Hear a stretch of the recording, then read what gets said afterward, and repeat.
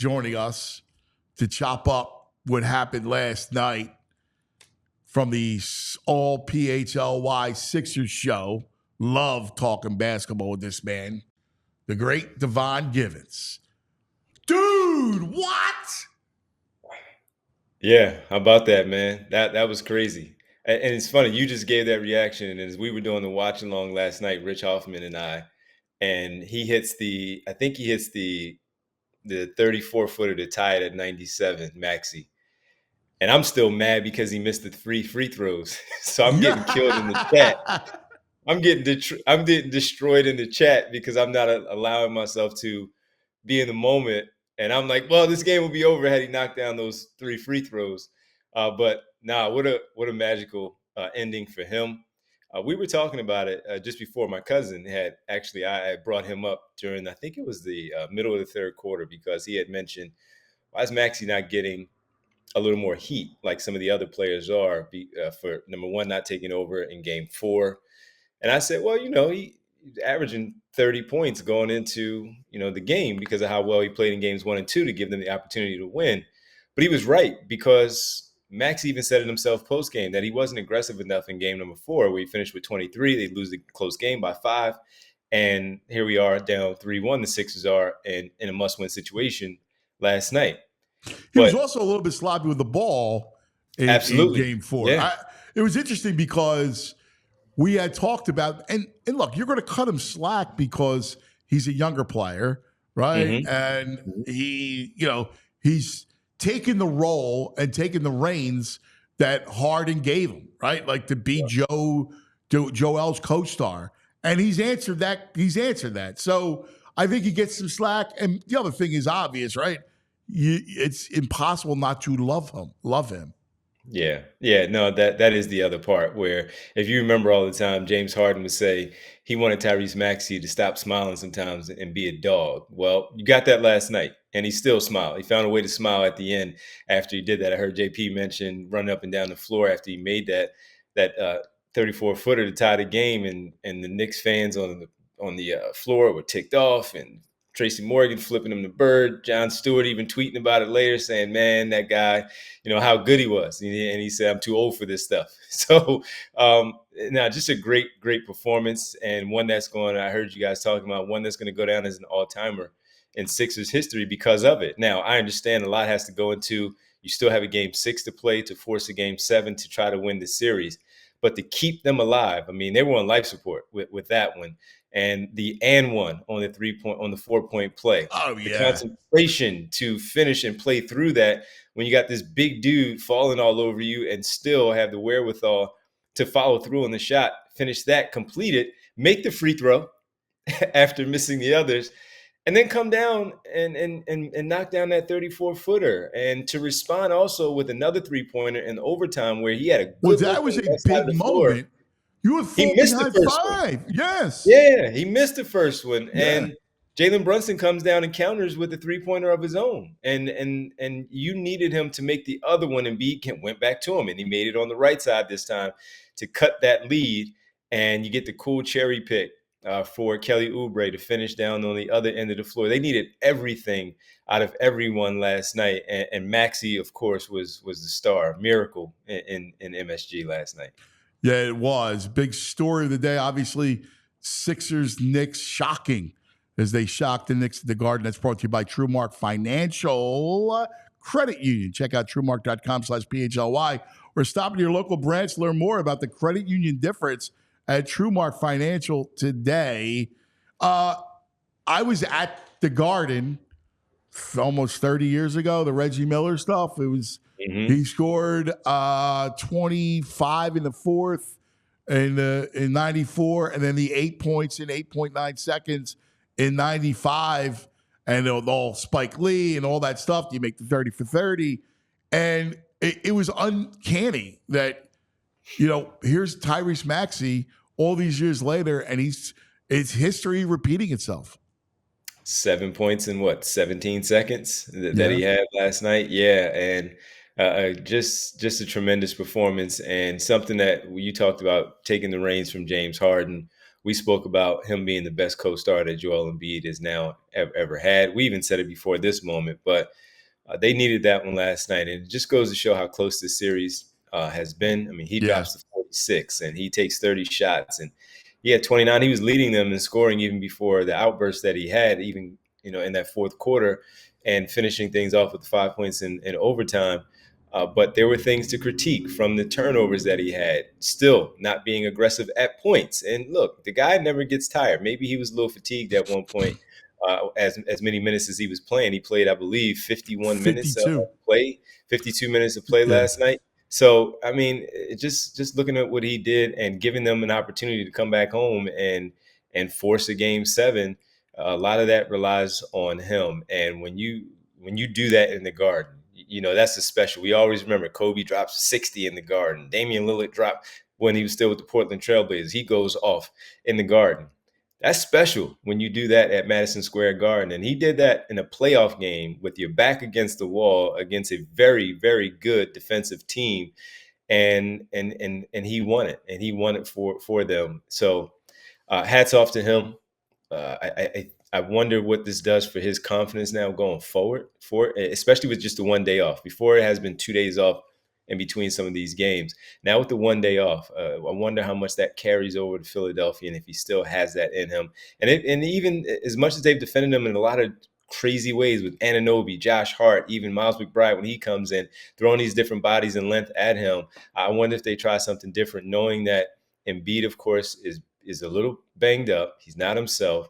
But Maxey is the one that got them there, and he has the hot hand currently. Well, let's talk about the big fella because that's the other piece of it. And in many ways, Tyrese Maxey saves him because it could have turned ugly. This portion of the Anthony Gargano Show brought to you by Rite Aid. That's right, Rite Aid, your neighborhood pharmacy. Visit your local Rite Aid today. Stock up on allergy relief or catch up on immunizations for RSV, shingles, and more. Walk in, schedule a vaccine appointment, riteaid.com. All the turnovers, Devon, it got ugly at points, right? Like there was those errant passes, and he never felt, you could tell, he never got his footing offensively, never had his touch offensively. To his credit, I thought he didn't quit. Like he rebounded the ball. He was I thought he played well defensively. They played a lot of zone against them. But truthfully, if Maxey doesn't save them, it would have got ugly around here. Yeah, it would have. It was setting up for that. And he still had a triple-double. And that's the crazy part about it. Triple-double, almost had a quadruple-double because of the 9 turnovers that he had. Felt like he was rushed at times. Yeah. He made some really good passes all night where he was assisting the basketball. He was doing whatever he could with his limitations to get his teammates some good looks. They made some, they missed some, but then he got sped up at times where he's so used to being able to do what he does without thinking about it. And then when he stops and picks up the basketball and thinks about it in those spots where he's doubled or maybe even close to triple team, he turned the ball over. And you saw the few there late in the fourth quarter, the one where he should have given the ball up right away to the man closest to him, tried to throw a cross-court pass, seemed like the ball got tipped. And it was just a silly decision where it was middle of the floor. And their pick sixes the other way, as Rich Hoffman was calling them last night. And that was the thing. They were happening while the Sixers were leading. You brought up the lead that they had there in the fourth quarter by a few points. Things swung right there because Miles McBride is going the other way for a finish. OG Anunoby is going the other way for a finish because they are live ball turnovers going the other way. As good as he was with some of the things that he was doing out there, playing on that one leg and still dealing with the issue with the Bell's palsy, he has to be smarter with the basketball and making sure that he keeps the play alive for his team to get them a shot. This series is too close. I was talking to, of course, the guys last night, but even speaking with my cousin this morning, where we were discussing how going into last night's game before the final score, New York was a +4 in the differential in terms of points. After last night, the Sixers are now a +2. That's how close this series is. Yeah. So those turnovers matter. Every possession matters in this series, and that's We very saw clear. Game 4, right? I mean, he has to be better with those 3 consecutive turnovers. Yep, yes, exactly. Yeah, exactly. Yeah. Now we got to talk about Tobias Harris because the Gotta give him his ghost, the credit. friendly ghost appeared last night, man. He played well. He played terrific defense. He hit a couple big shots, couple free throws. Like they needed somebody else. He played well last night. From start to finish, he got off to a very good start. He had a few moments in there where he short-armed a jumper in the fourth quarter with under about 4 minutes to play. But then he came back and he banged a three-pointer from the corner when they desperately needed points. He had the 2 free throws in overtime that I thought he was going to split with them up Yeah, 2. so did I thought I. he was going to split them because And he went in, that's knocked what them both history down, tells. Yep, and that was exactly. that made the lead 4. That was huge. That made it 4. Yeah, I'm used to sitting there watching the game, turning around to the producer, Tyler Zulli, or somebody saying, yeah, he's going to split these right here. And he did not. And so that was good to see him do that. And for all the heat that he has taken, for as poorly as he has played in this series, again, coming in from the very beginning, he played 11 minutes in the first quarter. Normally, Nick Nurse's substitution pattern, he's out at about the 7 or 6 minute mark. But he kept him in because he was playing well. And you had a lead in that quarter. And then eventually became a 9-point lead. But he came out in the final 45 seconds because that's how good he was, and he continued that throughout the game. And that's all you ask of him is just to go out there and be confident, decisive with what he's doing, play the good defense, play solid defense. You don't know what you're going to get from him from game to game. But last night, again, backs against the wall. He steps up in a big spot. He has some big shots and none bigger, really, Ant. I bring up the free throws and that corner three-pointer. That jump shot that he made over 2 defenders with the shot clock winding down, Oh yeah, where they gave him a hot potato, and he had to find a way. It was 17 feet away, which doesn't sound like it's far. When you got 2 guys draped over you, contesting on a fadeaway, starting from 17, and you nail it to keep it a 3-point game instead of a 5, and then going the other end to make the basket themselves and make it a 7-point game. That was a huge shot from Tobias Harris. Yeah, that was mighty clutch. And in Batum, I gave you really good active minutes. I also liked what Nurse did, having him when you go small, because you got to limit Paul Reed. And I liked Nurse taking Embiid, giving him a little blow because he was getting sloppy with the ball. He needed to sit down for a couple minutes. Sat him down. They went small, and Batum was active. I was wondering what he was going to do. I was wondering if he was going to go the Batum route, go back to Paul Reed, maybe try something else with Harris maybe at the 5 just to burn a few minutes for Joel. And he went with the Batum route, and he was really good. He was really good. I give him credit on the offensive end. And then to come back the other way, and especially down the stretch when Embiid was back in while he remained on the floor, Batum, and defending Jalen Brunson. Jalen Brunson is Jalen Brunson. He's going to score. Yes. But you have to limit his scoring. You have to take away his drives. You have to give him some of that length to make him think a little bit, change up his shot. And in those final few possessions, I thought Nick Batum did that. And he shadowed him. He face guarded him a lot. He got through those screens. He's not the fastest, but he's crafty, and he's a smart defender. Sometimes you can scratch your head and pound the table and bust up your finger like Nick Nurse because of some frustrations that you have with how Nick Batum defends. But I give him credit playing at small ball 5 and defending the best player on the other side, getting a key block in regulation, and then staying with him in overtime also to close that game out. All right, so let's look ahead, right? Because we should celebrate the afterglow. It was an epic performance. It was an incredible performance. But everyone will probably forget it if you lose again at home on Thursday night. So I agree.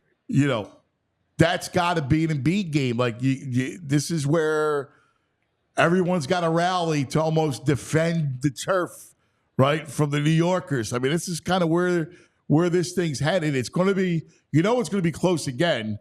So it's all about Thursday, because you win Thursday, it's the obvious, right? Then Game 7, and the Knicks could be really tight back at home.